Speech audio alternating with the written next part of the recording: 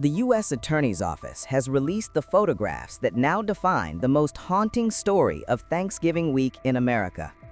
20-year-old Sarah Beckstrom, 24-year-old Andrew Wolfe, both newly sworn-in National Guardsmen, both shot multiple times just blocks from the White House in what officials describe as a brazen, targeted ambush. These pictures, taken before the chaos, were meant to be quiet introductions, two young recruits stepping into national service. But tonight, they are symbols of sacrifice. U.S. Attorney Jeanine Pirro revealed that Sarah and Andrew had been sworn in less than 24 hours before they were gunned down on a Washington sidewalk. First and foremost, our hearts go out to the victims and their families. These are dedicated service members who were performing their duties in service to our nation, and they are currently in critical condition. They have undergone surgery.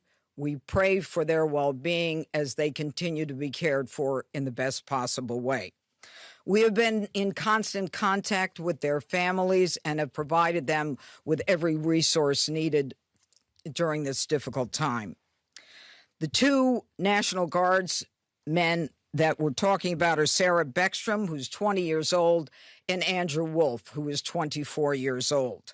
They were uniformed members of the West Virginia National Guard, and they were in D.C. to keep D.C. safe.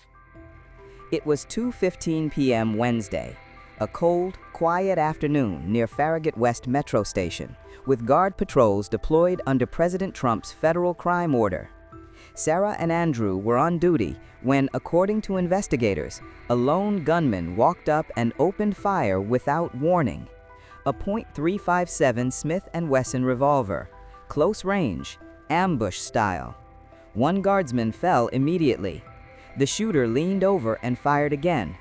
The second guardsman was struck multiple times. This is a coast-to-coast investigation being led right here in Washington, D.C., and this subject definitely did pick the wrong country. And we will rise together as a nation to show the world what we do here. And we are thankful that we have the Attorney General's brave leadership and President Trump's brave leadership and priorities to safeguard our communities. The attack could have turned into a massacre, but nearby guard members ran toward the gunfire, not away. One of them returned fire, hitting the suspect and stopping the assault. The gunman was subdued within seconds. Now Sarah Beckstrom and Andrew Wolfe are in critical condition after emergency surgery.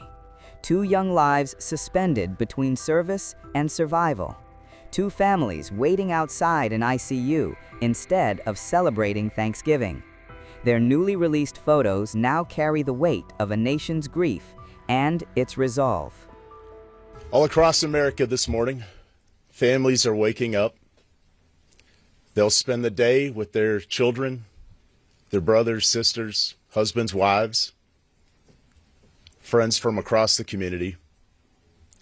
There will be the smell of turkey, all the fixings. They'll watch parades, football games. They'll pray together. They'll talk about what they're grateful for. This morning, there are two families that will not have that opportunity.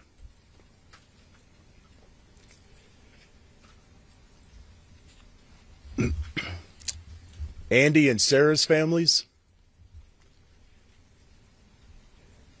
they're spending the day reflecting on the past, and in the days coming, they'll reflect on and think about what could have been, what might be.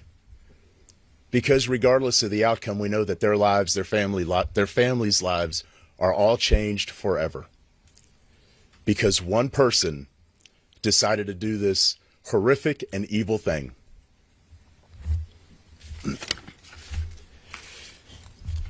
And all across America, we are also reminded that there are many law enforcement agents, first responders, soldiers, service members all around the world who at best will come home, eat some cold turkey,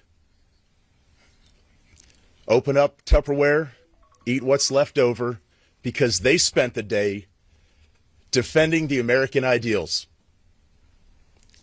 getting out there and getting after it on every American citizen's behalf. I will say that the District of Columbia National Guard, this task force, is more committed this morning to the President's directive to make D.C. safe and beautiful. Our resolve will be tested. It is being tested, but make no mistake, each and every one of these soldiers and airmen will meet and exceed the expectation that we have for them. They are, in fact, America's best.